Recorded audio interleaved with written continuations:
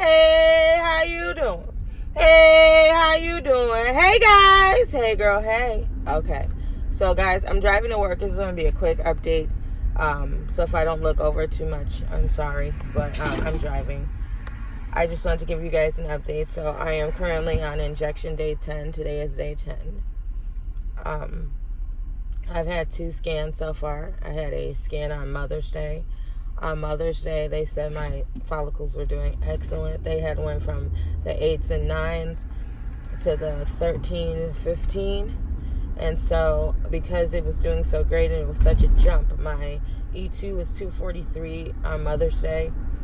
But it did a drastic jump 2 days later. My E2 went to 700, which they said they have to watch. Although they wanted to go up, they said it went up too fast. So they had originally switched me from Follistem. They had brought up my dosage to 150 from 75. I believe it was 75 originally. So they had me take it back down to 125 and then 100 the next day. So I went in today for my scan. It's Thursday, May 16th. I went in for my scan, and they're all evening out to that 15. There was no more growth in the ones that were 15. So I don't know exactly what's going to happen. I haven't gotten my blood work back yet for the day today. How do I feel so far?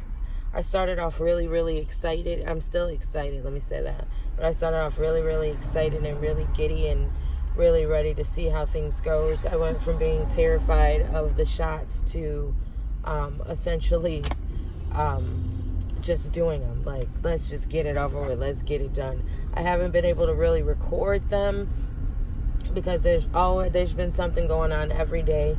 I've attempted to record a couple, and either the phone will ring or something. So I apologize, guys. I'll do a video a little later with the shots I was able to get. I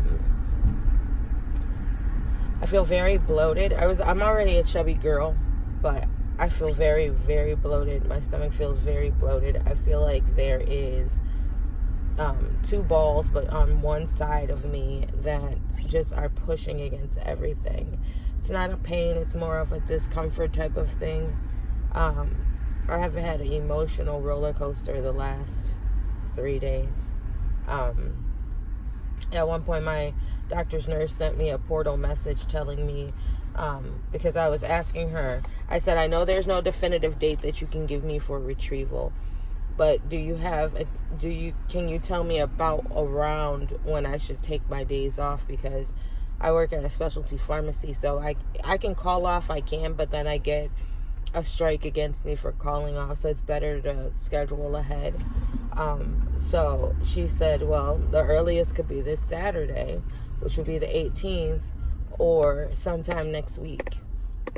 Then she hit me with, but you should order more meds just in case. Well, I mean, these meds aren't free, so I don't want to order them until I truly know that I'm going to need them. I had to order the Follistem. The Follistem is covered by the insurance 3 boxes at a time, so I got 3 more boxes of the Follistem. But the Menopur is not covered, and the Menopur is $180 a box. So I'm waiting until I actually run out. I'm only on my 2nd box, 3rd row, so I still got 2 rows left in 1 box and a whole row in another box. They started me on the Ganirelix 2 days ago. And let me tell you, the Ganirelix is no joke. One, it burns. It's room temperature and it burns. The needle is dull as hell, so it's like you're forcing it in, like stabbing like a damn, well, how can I think of it? Stabbing an orange with your pinky finger. Like, it takes some pressure. So yeah, that shit sucks. I've been crying off and on. I just start crying. I just start feeling like my body is a failure. I start feeling like I'm a failure every time I look at the numbers, which I know that the follicles are going to grow during the day. I know they're going to grow during the night. I know what they saw this morning might not be what's there this afternoon, but it's like I don't know. I'm going into a stage of just like sadness right now. I'm trying to keep my spirits up, but I think more and more about the fact that I'm not going to cryopreserve. The more I think about it and the closer we're getting, the more like sad that I am of really truly knowing that this is my only opportunity, so we can't win them all.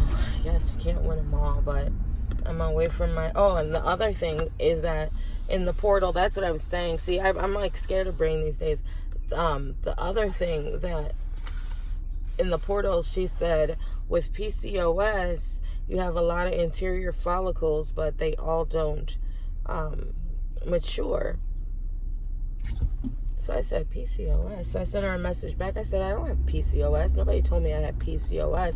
Where did PCOS come from? It was like 7 sentences pretty much of what are you talking about?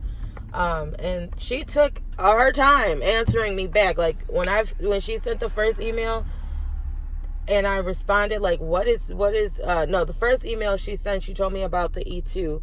And it seems as though they never explained to me, okay, this is E2 and this is what we wanted to do. She just said, your E2 went to 700. We don't want it to go up so fast, so take your dose to this. So, of course, my next response is, what is E2? I know it's estrogen, but pretty much like, why don't we want it to rise? Like, why isn't this jump good? She answered that question back, like, instantly. Like, within 5 minutes, she answered that back. But when I sent the message and I was like, what the hell is this? What is going on? I got a message back. They close at 4. Got a message back at like 3:56. I got a message that was like, oh, okay, well, it's not really that you have PCOS or that we found PCOS. She said most women who have a lot of interior follicles, I have 55. It's between the two sides. They're tiny little follicles. Most women that have that are PCOS present. And I'm like, that still doesn't answer my damn question. What the hell are you talking about? So, I like had to call and get another nurse on the line. And I was like, I know you're not my nurse. I said, but I'm sure you could tell me what PCOS presence means and everything. And she was like, you just have above average amount of follicles. We don't expect them all to grow. We don't expect them all to mature. But you have a significant amount of follicles. And I'm like, okay. So then she was telling me that since I'm not cryopreserving, that it's kind of good I only have 15 follicles. And I was like, well, they can diminish quickly. And she's like, yes, that's true. So it's just right now, it's a waiting game. I'm waiting to find out what my next step is. Are they going to raise my dose? Are they going to shorten my dose? I only have 3 more shots of ganirelix left. I don't know what they're going to do. I only got 3 days to take the ganirelix. I don't know if they're going to have me take the ganirelix and take the shots and then do a trigger. I don't know what the hell they're going to do. This is just so frustrating. If I did not work, oh my gosh, I can only imagine what my mind would be doing right now. I applaud everyone doing IVF that are stay-at-home moms or, have the liberty of work from home or whatever, because my brain would be everywhere. I'm just so emotional, and I don't know why I feel the way that I feel. I know it's hormones going through me and everything, but it's just a lot. And my husband's being very supportive. He gave me 2 sets of shots, and then I was like, okay, that's enough. But he works for the largest mosquito company in the world, and he can't just call off either. So we both legitimately took the whole week next week off, and when whatever day they tell us to go in, we'll go in, and the days that we don't need to, we'll just we'll go in to work.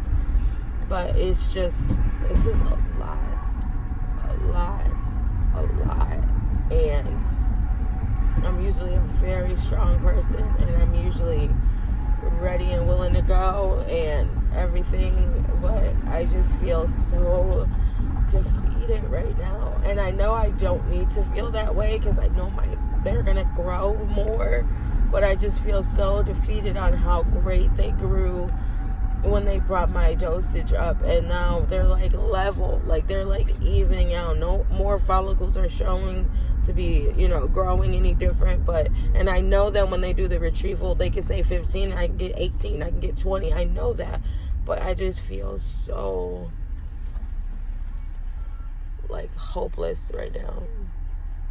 I have a great team of people that I talk to, and a great team that listen to me. And my husband tries to understand, but he really doesn't fully understand. But I'm just like, I don't know. I'm looking forward to find out what they tell me later. I'm trying not to burst out into tears, but I just feel so, like, in the dark. You know what I mean? Like, I feel like the more I reach out and ask questions, I feel like when I call the location by my house, because that's where they say if your nurse isn't available, call them. When I call them, I feel like I get the response of kind of like, well, if you've done your research, you would know this can happen, this.